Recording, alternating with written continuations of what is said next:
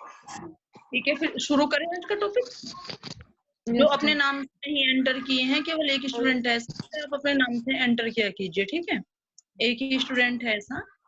शुरू करते हैं। मुस्लिम कानून शिक्षा व्यवस्था पढ़ रहे हैं वर्तमान भारतीय समाज और प्रारंभिक शिक्षा में, और कितना कर चुके थे। जो चीजें पहले अपनी हो चुकी हैं उनको थोड़ा सा रिवीजन करेंगे और फिर आगे बढ़ेंगे जिस पर हमें काम करना है, जिस स्लाइड पर। तो हमने पढ़ा था कि 1200 से लेकर के 1700 ईस्वी तक का जो समय है वो मध्यकाल या मुस्लिम काल के नाम से जाना जाता है। और जैसा कि वैदिक काल में था, बौद्ध काल में था, कि धर्म के प्रचार प्रसार के लिए, अपने सिद्धांतों के प्रचार प्रसार के लिए जो माध्यम बनाया गया, वो किसको बनाया गया? शिक्षा को माध्यम बनाया गया, एजुकेशन को एक मीडियम बनाया गया इसके लिए।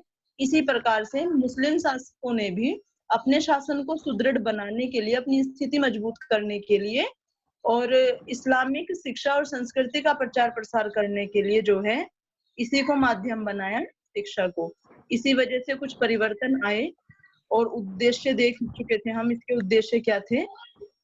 धार्मिक ज्ञान का प्रचार करना, इस्लाम के सिद्धांतों, रीति रिवाजों और कानूनों का प्रचार प्रसार ज्यादा से ज्यादा करना, आध्यात्मिकता से थोड़ा झुकाव कम होकर के भौतिकता की ओर बढ़े थे। तो एक उद्देश्य इनका हो गया सांसारिक ऐश्वर्य की प्राप्ति करना, अपने शासन को सुदृढ़ करना, मजबूती देना शासन को, और आजीविका के लिए तैयार करना और व्यक्तित्व का विकास करना। ये हो जाते हैं मध्यकालीन शिक्षा के प्रमुख उद्देश्य। बिस्मिल्लाह रस्म हम पढ़ चुके थे शिक्षा व्यवस्था में। आयु बताइए कितनी थी? इसके लिए आयु कितनी थी? 4 माह और 4 दिन। 4 वर्ष 4 माह और 4 दिन। ये आता है, इसलिए इसको दोहरा रही हूँ। इसमें कुरान की आयतों का उच्चारण कराया जाता था, और पूरा अगर आयत का बच्चा उच्चारण नहीं कर पाता था तो केवल बिस्मिल्लाह कहना पर्याप्त समझा जाता था और औपचारिक शिक्षा की शुरुआत हो जाती थी। उसके बाद मैंने आपको ये भी बताया था कि ये कुतुब शब्द से बना था, जिसका अर्थ होता है लिखना। किससे बना था? लिखना। मूल शब्द कुतुब था और कुतुब का अर्थ होता है लिखना। तो जो मकतब की, उसका मुख्य उद्देश्य था बच्चे को लिखना सिखाना, ठीक है, लिखना पढ़ना सिखाना स्टार्टिंग में। और आप देखिए कि मकतबों में मुख्य रूप से लिखना और पढ़ना सिखाया जाता था। अक्षर ज्ञान के साथ कुरान की आयतें याद करवाई जाती थी, फारसी भाषा का ज्ञान दिया जाता था, व्याकरण पढ़ाई जाती थी, अंकगणित और नैतिक शिक्षा मुख्य रूप से दी जाती थी, और उच्चारण और लेखन पर विशेष बल दिया जाता था स्टार्टिंग में। अब भी जब हम बच्चे का एडमिशन कराते हैं तो हम उनको वही तो याद उच्चारण कराते हैं ना। उच्चारण को बड़ी क्लास में जैसे बच्चा चला जाता है तो हम उच्चारण को फिर उतना महत्व नहीं देते, फिर हम समझने पर ज्यादा महत्व देने लगते हैं, चिंतन पर ज्यादा महत्व देने लगते हैं। लेकिन छोटी क्लास के बच्चे को हम ज्यादातर क्या कराते हैं? तो लिखना सिखाते हैं ना। जैसे जैक्टोट विधि है, पेस्टोलॉजी विधि है, मॉन्टेसरी विधि है, अलग अलग विधियों से हम बच्चे को लिखना सिखाते हैं और पढ़ना सिखाते हैं, ताकि उसको लिपि चिन्हों की पहचान हो जाए। लिखना और पढ़ना जब वो सीख जाएगा, शब्दों को जोड़ना सीख जाएगा, उसके बाद ही तो बाकी प्रोसेस आगे बढ़ पाएंगे हम अपना साहित्य उसको पढ़ाना, या ज्ञान विज्ञान संस्कृति जिसका भी शिक्षा देनी होगी। पहले एक भाषा सिखानी पड़ेगी, जिस भाषा के माध्यम से उसको लिखना और पढ़ना सिखा करके तब आगे बढ़ पाएंगे। इसलिए यहाँ भी प्रारंभिक शिक्षा में उच्चारण और लेखन पर विशेष बल दिया जाता था। ओके, आगे बढ़ते हैं। अब देखिए मदरसों में शिक्षा व्यवस्था कैसी थी। मदरसों में जो प्रवेश की अवधि थी वो 10 से 12 वर्ष थी, और मदरसों में होती थी उच्च शिक्षा की व्यवस्था। किसकी व्यवस्था? उच्च शिक्षा जो होती थी वो मदरसों में, और प्रारंभिक शिक्षा जो होती थी वो मकतबों में। ध्यान रखेंगे आप इस चीज को, ठीक है। और मदरसे की जो उत्पत्ति हुई है वो ये फारसी के दरस शब्द से। दरस शब्द है फारसी का, और इसका अर्थ होता है भाषण देना। दरस का अर्थ क्या है? भाषण देना। तो आप समझ रहे होंगे, पहले शब्द जो था हमारा वो क्या था? कुतुब। कुतुब का अर्थ क्या होता था? लिखना। तो वहां पर लिखने और उच्चारण में पर ज्यादा बल दिया जाता था। यहाँ दरस का अर्थ है भाषण देना, यानी कि जो लेक्चर मेथड हम यूज करते हैं आज भी उच्च कक्षाओं में, उस विधि को वहां पर प्रयुक्त किया जाता था। मुख्य रूप से शिक्षण विधियां समझ रहे हो, वहां पर तो पढ़ना और लिखना सिखाया। और उच्च शिक्षा में इनका मेथड कौन सा था फिर? लेक्चर मेथड, भाषण देना, मौखिक रूप से भाषण दे करके बच्चे को समझाना। मकतब की शिक्षा समाप्त करने के बाद विद्यार्थी मदरसों में प्रवेश लेते थे, और मदरसों को राज्य द्वारा आर्थिक सहायता प्राप्त होती थी। कहीं कहीं मदरसों में छात्रावास की व्यवस्था भी होती थी। मोस्टली हुआ करती थी, छात्रावास होते थे, हॉस्टल होते थे, वहीं रह करके बच्चे अपनी पढ़ाई किया करते थे। और जब मकतब की शिक्षा समाप्त हो जाती थी तो मदरसे में मकतब की शिक्षा आरंभ हुई थी 4 वर्ष 4 माह 4 दिन की अवस्था में, और 10 से 12 वर्ष की अवस्था थी मकतब में एडमिशन लेने की उच्च शिक्षा के लिए। ठीक है, आगे बढ़ते हैं। उसके बाद मदरसों की शिक्षा व्यवस्था में आगे जान लेते हैं। मदरसे से तात्पर्य उस स्थान से था जहां पर भाषण विधि से शिक्षा दी जाती थी। मदरसों में क्या था कि अलग अलग विषयों के अलग शिक्षक होते थे, जैसे स्पेशलाइजेशन, जिस पर अब आज की जो शिक्षा प्रणाली है बहुत सारी विशेषताएं आपको इसमें देखने को मिल जाएंगी आधुनिक शिक्षा प्रणाली की भी, कि पहले पढ़ना और लिखना सिखाना प्राइमरी में, उसके बाद भाषण विधि से शिक्षण उच्च शिक्षा में, अलग अलग विषयों के अलग शिक्षक जो अपने विषयों को अच्छे से जानते समझते थे, और शिक्षकों की नियुक्ति कैसे होती थी। शिक्षकों की नियुक्ति होती थी प्रबंध समिति के सदस्यों के द्वारा। आधुनिक जो शिक्षा का स्वरूप है उसके यहाँ पर हमें दर्शन थोड़े थोड़े मिलने शुरू हो गए हैं, वो हम समझेंगे कि शिक्षकों की नियुक्ति प्रबंध समिति के सदस्यों के द्वारा की जाती थी। उच्च शिक्षा मदरसों में प्रदान की जाती थी, मैं आपको पहले भी बता चुकी हूँ। और एक क्वेश्चन और बनता है कि मध्यकाल में शिक्षा का माध्यम कौन सी भाषा थी, तो वो थी फारसी भाषा। राजकीय भाषा थी, सरकारी जो कामकाज था वो इसी भाषा में होता था, इसलिए शिक्षा का माध्यम भी फारसी भाषा ही थी। क्लियर, आगे चले। Yes ma'am. आगे चलते हैं, पाठ्यक्रम देख लेते हैं। मुस्लिम काल में पाठ्यक्रम किस प्रकार का था। अब तक हमने पाठ्यक्रम जो पढ़ा है एक बार जल्दी से बताएंगे। वेदकालीन पाठ्यक्रम कौन बच्चा बताएगा मुझे? 2 भागों में बटा हुआ था। यस मैम, पराविद्या और अपराविद्या। हाँ, परा और अपरा, आध्यात्मिक और लौकिक। आध्यात्मिक में क्या पराविद्या। आध्यात्मिक में वेद, वेद, हाँ हाँ, उपनिषद वेद वेदांग उपनिषद। ओके। और लौकिक पाठ्यक्रम में धनुर्विद्या हो गई, चिकित्सा विद्या हो गई, चिकित्सा, कृषि, पशुपालन, है ना, मुख्य रूप से इनकी शिक्षा दी जाती थी। बौद्ध काल में भी 2 ही प्रकार थे, एक लौकिक था और दूसरा आध्यात्मिक था। वेद शास्त्र और बौद्ध धर्म के जो ग्रंथ थे उनका अध्ययन किया जाता था। इसके अलावा लौकिक में क्या था, वही चिकित्सा, कृषि, पशुपालन, धनुर्विद्या, आयुर्वेद, हस्त ज्ञान की कला, ये सिखाया जाता था। अब मुस्लिम काल में देखिए, यहाँ भी 2 प्रकार का ही पाठ्यक्रम है। धार्मिक पाठ्यक्रम में क्या आ गया, वहां पर वेद थे, वहां पर बौद्ध शास्त्र थे मुख्य रूप से। यहाँ है कुरान, इस्लामी कानून, इस्लाम का जो इतिहास, सूफी सिद्धांत है, ये तो था धार्मिक पाठ्यक्रम में। और लौकिक पाठ्यक्रम में क्या था, भी फारसी भाषा पढ़ाई जाती थी, व्याकरण पढ़ाया जाता था, उसी का साहित्य पढ़ाया जाता था, गणित, भूगोल, अर्थशास्त्र, ज्योतिष की शिक्षा, यूनानी चिकित्सा पद्धति, कृषि, हस्तकला आदि की शिक्षा सम्मिलित थी। इस प्रकार से पाठ्यक्रम ऐसा था जो आध्यात्मिकता के उद्देश्य की भी पूर्ति करता था और लौकिक उद्देश्य की भी पूर्ति करता था। जीवन को आप इसमें और देखेंगे पाठ्यक्रम में कि व्यावसायिक शिक्षा पर भी बहुत ध्यान दिया गया था।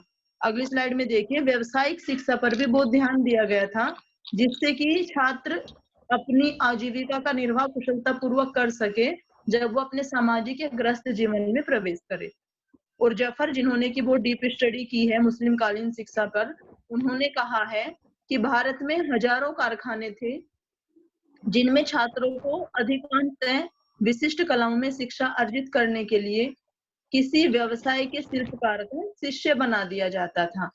यानी कि व्यवसायिक शिक्षा पर ध्यान दिया जाता था। कोई जो विशिष्ट जानकार होता था उस कार्य का, समझ रहे हो ना आप, उस कार्य का जो विशिष्ट जानकार होता था उसके अंडर में रह करके छात्र जो है वो व्यवसायिक शिक्षा प्राप्त करते थे अलग से। और उस समय मुख्य रूप से कौन कौन से व्यवसाय थे, लकड़ी का काम है, कपड़े का काम है, लोहे का, जरी और मलमल का, दर्जी, आभूषण, इत्र का व्यवसाय बहुत था उस समय, युद्ध सामग्री, कृषि, ये थी व्यवसायिक शिक्षा। धार्मिक और लौकिक पाठ्यक्रम हमने पढ़ा। धार्मिक में इस्लाम के सिद्धांत हो गए, कुरान हो गई, सूफी सिद्धांत हो गए। लौकिक में आपकी भाषाएं आ गई, साहित्य आ गया, गणित आ गया, विज्ञान आ गया, अर्थशास्त्र आ गया। अब बात है व्यावसायिक शिक्षा की, क्योंकि हमने स्टार्टिंग में ही उद्देश्य में पढ़ा था कि सांसारिक ऐश्वर्य की प्राप्ति, उसके लिए धन कमाना, धन का संग्रह, और उसके लिए किसी व्यवसाय में निपुण होना आवश्यक होता है। तो इसलिए यहाँ पर क्या था, लकड़ी का, लोहे का, जरी मलमल का, दर्जी का, और युद्ध सामग्री, कृषि, आभूषण और इत्र बनाने का कार्य जो है वो छात्रों को सिखाया जाता था, किसी के अंडर ट्रेनिंग में जो कुशल होता था उस कार्य में। यहाँ तक के पॉइंट आपको क्लियर हो गए? Yes madam. इससे आगे व्यावसायिक शिक्षा समझ में आ गई, पाठ्यक्रम समझ आ गया होगा मेरे विचार से। मकतब और मदरसों की शिक्षा व्यवस्था, इस पर फिर मैं क्वेश्चन बना करके आपको भेजूंगी, फिर आप आंसर दोगे। ओके, चलिए गुरु शिष्य संबंध देख लेते हैं मुस्लिम काल में कैसे थे। मध्यकाल में गुरु शिष्य संबंधों में उतनी घनिष्ठता तो थी नहीं जितनी प्राचीन शिक्षा व्यवस्था में थी। प्राचीन शिक्षा व्यवस्था में हम पढ़ चुके हैं कि गुरु जो हैं वो पुत्रवत मानते थे छात्रों को, और छात्र भी गुरु की सेवा करते थे। तो वो घनिष्ठता और वो आत्मीयता तो बिल्कुल इस तरीके की स्थिति तो रही नहीं थी। लेकिन फिर हम जफर के शब्दों को यहाँ पर देखेंगे, वे क्या कहते हैं कि शिक्षक की ईमानदारी और पवित्रता पर किसी को शंका नहीं थी, कोई संदेह नहीं करता था। बहुत उच्च स्थान था समाज में, उनका समाज में एक विशिष्ट स्थान था। और अब यहाँ से वेतन मिलना शुरू हो गया टीचर्स को। देखिए, यद्यपि उन्हें थोड़ा वेतन मिलता था, लेकिन वेतन मिलने का मतलब ये नहीं था कि उनका सम्मान नहीं था। वेतन के बजाय भी उनका जो कार्य टिका हुआ था आदर और विश्वास पर। देख रहे हो आप यहाँ पर, गुरु के प्रति विद्यार्थी विनम्र होते थे और विनयी होकर के उनकी आज्ञा का पालन करते थे। तो थोड़ा सा डिफरेंस आया था। बिल्कुल जैसे पहले एक परिवार की तरह रहते थे, वो तो फीलिंग नहीं थी। बावजूद इसके सम्मान बहुत था, पवित्र माना जाता था ये कार्य शिक्षा प्रदान करने का।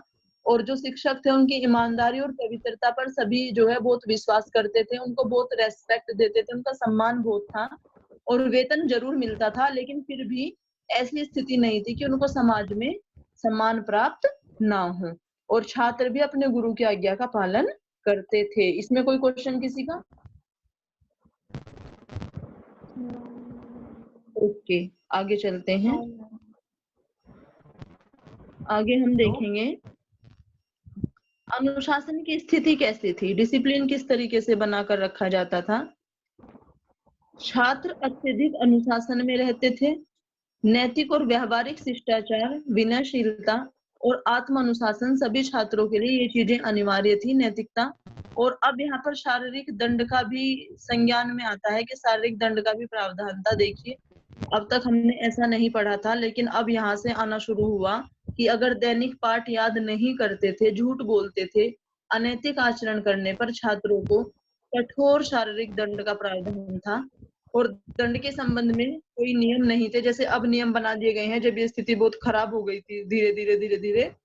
तो अब दंड के संबंध में स्थायी नियम है कि शारीरिक रूप से किसी को दंडित नहीं किया जाएगा और प्रताड़ित नहीं किया जाएगा, मानसिक और शारीरिक रूप से। लेकिन उस समय कोई स्थायी नियम नहीं थे और शिक्षक का बहुत सम्मान होता था, इसलिए कोई उनसे किसी तरह का सवाल जवाब भी नहीं करता था। ये हम पीछे पढ़ चुके हैं। तो अध्यापक अपनी इच्छा अनुसार दंड देते थे, और उसमें क्या था कि उठक बैठक लगवाना, मुर्गा बनाना, बैत या कोड़े से मारना, इस तरह के शारीरिक दंड भी अब अनुशासन बनाने के लिए प्रयोग किए जाने लगे थे। शारीरिक दंड का प्रावधान था, दंड दिए जाते थे। ठीक है, अनुशासन और अनुशासन पर बहुत बल दिया जाता था, अत्यधिक अनुशासन में रहते थे।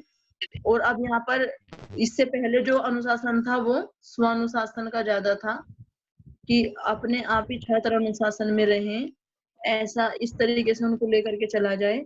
लेकिन यहाँ पर शारीरिक दंड का भी प्रावधान किया गया अगर छात्र अनुशासन में नहीं रहते हैं, अपना पाठ याद नहीं करते हैं, झूठ बोलते हैं। और नैतिकता पर बहुत बल दिया जाता था, अगर अनैतिक आचरण करते हैं तो इसको ठीक नहीं माना जाता था। आगे चलते हैं। राज्य द्वारा शिक्षा को प्रोत्साहन दिया जाता था, और अधिकांश जो शासक थे, अधिकांश जो मध्यकालीन शासक थे, वे शिक्षा को पर्याप्त संरक्षण देते थे और प्रोत्साहित करते।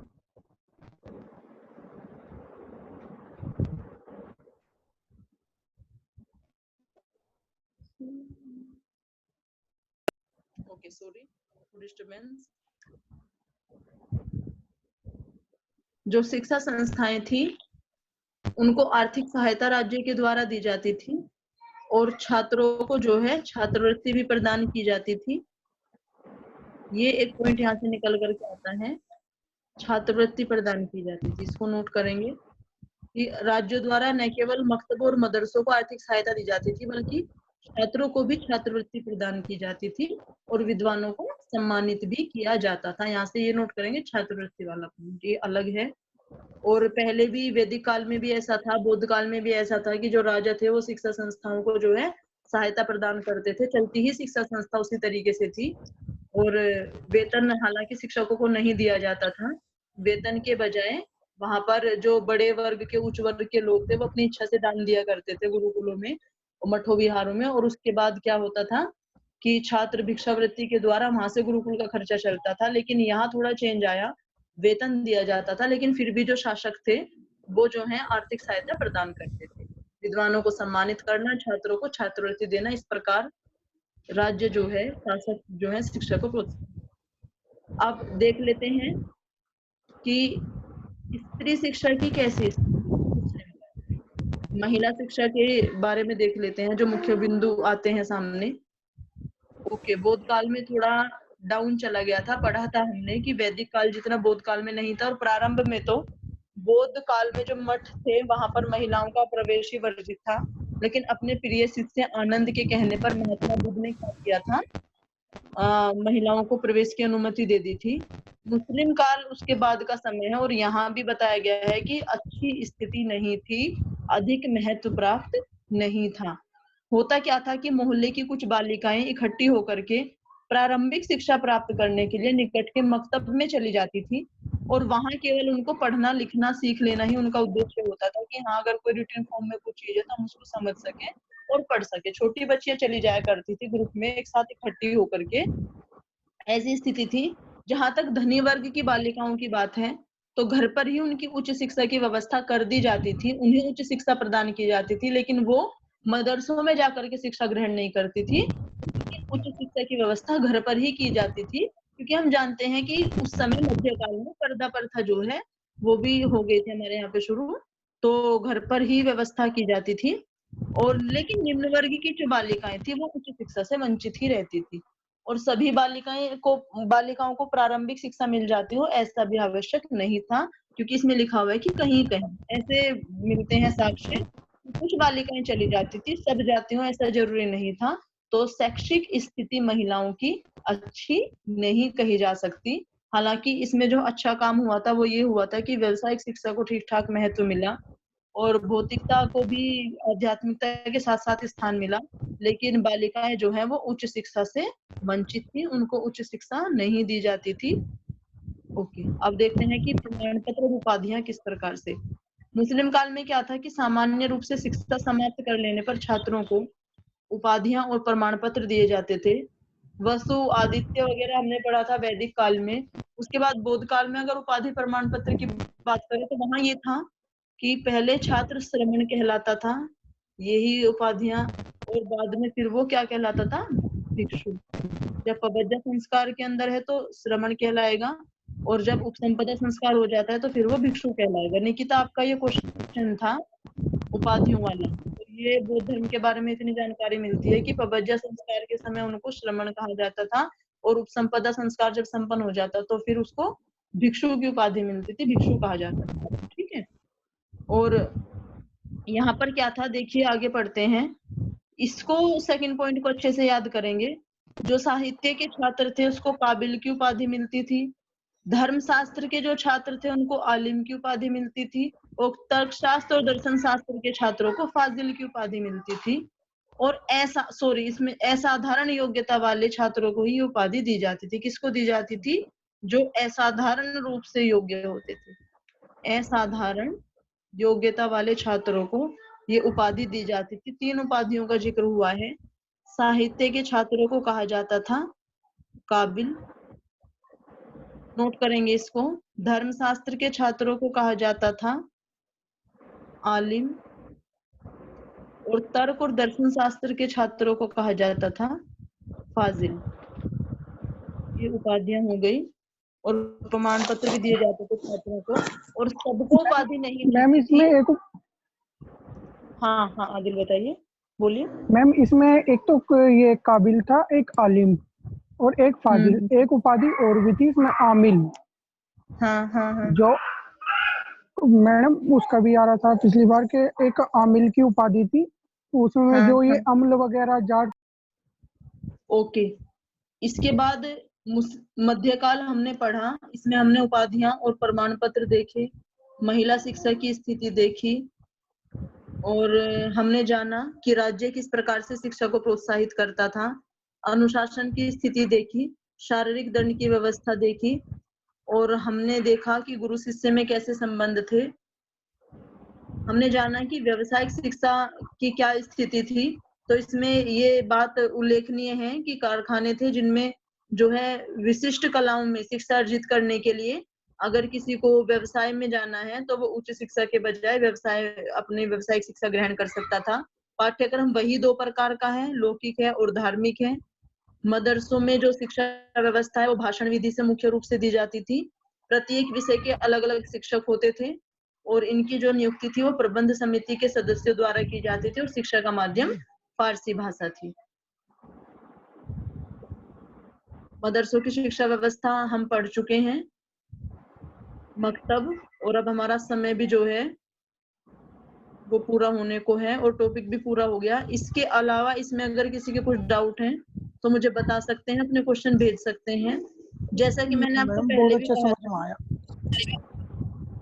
हाँ मैंने आपको पहले भी कहा था कि जब ये चैप्टर पूरा हो जाएगा तो इसके बाद हम करेंगे, कंप्लीट होने के बाद इनका तुलनात्मक अध्ययन तीनों शिक्षा प्रणालियों का, वैदिक शिक्षा प्रणाली, बौद्ध शिक्षा प्रणाली और मध्यकालीन शिक्षा प्रणाली। इनका आप कंपैरेटिवली स्टडी करके, निकिता ने भेजा था मेरे पास, बहुत अच्छा कर रखा था, देखा था मैंने। आप सभी लोग कर लीजिए इसको कंप्लीट और मेरे पास सेंड कर दीजिए। ग्रुप पे अगर नहीं सेंड करना चाहते तो पर्सनल नंबर पे कर दीजिए, क्योंकि वहाँ मैसेज फिर ज्यादा हो जाते हैं और उससे कुछ स्टूडेंट्स की जो है दिक्कत आती है कि बहुत ज्यादा मैसेज हो जा रहे हैं। तो आप मैम पर्सनली सेंड कर सकते हैं। हाँ निकिता बोलिए। मैम जैसे कि आपने वैदिक काल की भी बताई थी उपाधियां, जिसमें हाँ 20 हाँ वर्ष हाँ में स्नातक के बाद होती हाँ थी, हाँ और हाँ। इसकी बता दिया आपने मध्यकालीन में, लेकिन बौद्धकालीन की रह गई मैडम। बौद्ध काल में श्रमण और भिक्षु, यही जानकारी मिलती है बौद्ध काल की, कि जब छात्र पबज्जा संस्कार संपन्न हो जाता था उसको कहा जाता था श्रमण या समनेर, और जब उपसंपदा संस्कार संपन्न होता था उसके बाद उसको कहा जाता था भिक्षु। और अगर वो वही मठो विहारों में रहता था आजीवन अविवाहित रह करके, और महिलाओं को कहा जाता था भिक्षुणिया। ठीक है, क्योंकि वे भिक्षा वृत्ति के द्वारा ही अपना जीवन यापन करते थे। ये बौद्धकालीन शिक्षा व्यवस्था हाँ के बारे जैसे में मैडम आज हाँ भी भिक्षु ही कहा जावे, जैसे दलाई लामा है बौद्ध धर्म हाँ, के बौद्ध स्टारक, भिक्षु। उन्हें आज भी भिक्षु ही कहा जावे। हाँ हाँ हाँ, श्रमण और भिक्षु, ये जानकारी बौद्ध धर्म के बारे में मिलती है। इसके अलावा बहुत इंटरेस्टिंग टॉपिक है ये, और भी जानकारी जितनी मिलती रहेगी मैं आपसे शेयर करती रहूंगी। और आपके जितने भी क्वेश्चन हैं, आपके जितने डाउट हैं, इससे अलग जितना आपको करा दिया आप भी मुझे सेंड कर देंगे, उससे और ज्यादा समझने में हेल्प मिलती है, अच्छा लगता है। और ठीक है, अब आपकी क्लास का टाइम पूरा होने जा रहा है, तो आप इसका तुलनात्मक अध्ययन एक तरीके से कर लेंगे, मुझे दिखा देंगे एक बार आपने जो किया है। और अगला टॉपिक जो हमारा होगा अब इसमें, क्योंकि दोनों सब्जेक्ट में हम कॉमन पढ़ रहे हैं ये टॉपिक, प्रारंभिक शिक्षा के नवीन प्रयास और वर्तमान भारतीय समाज, तो हम पढ़ेंगे ईसाई मिशनरियों का जो प्रारंभिक शिक्षा के क्षेत्र में प्रयास था। क्योंकि उसके बाद हमें पता है कि भारत में जो है यूरोपीय शक्तियों का आगमन हुआ था। हिस्ट्री अगर आप साथ साथ पढ़ रहे हो तो आपको इसमें और भी ज्यादा मजा आएगा कि कब बौद्ध काल का समय था, कब मध्यकाल का समय था, कब यूरोपीय शक्तियों का आगमन हुआ, कब उन्होंने जो है व्यापार के लिए वे लोग आए थे। आप सभी जानते हो, आपने तो इतिहास और अच्छे से पढ़ा होगा, आपके चारों सेमेस्टर में है, 2 आपके दूसरा सेमेस्टर चल रहा है आपका। तो धीरे धीरे व्यापार के बाद उन्होंने जो है शासन पर भी उन्होंने अपने जो है स्थापित किया था भारत पर। और जिस वर्ग का शासन स्थापित हो जाता है फिर शिक्षा व्यवस्था भी उसी के अनुसार बदल जाती है। जैसे वेद काल में संस्कृत थी, बौद्ध काल में जब शासक जो है बौद्ध धर्म का अनुसरण करने लगे तो वहां पर फिर पाली भाषा और बौद्ध धर्म ग्रंथों को महत्व मिलने लगा। हालांकि जो लौकिक विषय हैं वे साथ साथ चलते रहते हैं। मध्यकाल में जब फारसी राज्य की भाषा हो गई तो शिक्षा व्यवस्था में परिवर्तन आया। गुरुकुल से शिक्षा व्यवस्था कहाँ पहुंच गई? मठों विहारों में। विश्वविद्यालय खुले, मठों विहारों के बाद मकतब और मदरसों में शिक्षा दी जाने लगी। और उसके बाद फिर जब अंग्रेज आए और उनका भारत पर शासन स्थापित हो गया और 1813 का आज्ञा पत्र जब उनको ये कहा गया कि कंपनी जो है व्यवस्था करेगी, शिक्षा को देखेगी, उसके बाद से वहां पर शिक्षा संबंधी प्रयासों का अध्ययन होता है। नेक्स्ट क्लास में हम उसी पर चर्चा करेंगे। तब तक आप इसको तैयार कीजिए, इसको समझिए, और इसमें अगर और कुछ आपके पास डाउट बनते हैं, कुछ और क्वेश्चन बनते हैं, तो वे मुझे बताइए। मैं कोशिश करूंगी उनका ज्यादा से ज्यादा सोल्यूशन करने का। आपकी जो भी आपके प्रश्न होंगे, इसको आप तैयार मैडम कीजिए, ठीक है? डिफरेंस लेकर अगर पढ़ें तो हाँ वैदिक कालीन और बौद्ध कालीन और मुस्लिम कालीन जो शिक्षा है, डिफरेंस तो जहाँ तक हाँ है इन तीनों में से ही आएगा ना, क्योंकि आधुनिक से तो इनके साथ कोई डिफरेंस होगा ही नहीं। हाँ हाँ, मैं इसलिए कह रही हूँ कि इन तीनों का ही आप जो है तुलनात्मक रूप से तालिका तैयार कीजिए, उसको हम अलग से पढ़ेंगे, ठीक है? ठीक है madam, okay, thank you madam. Okay.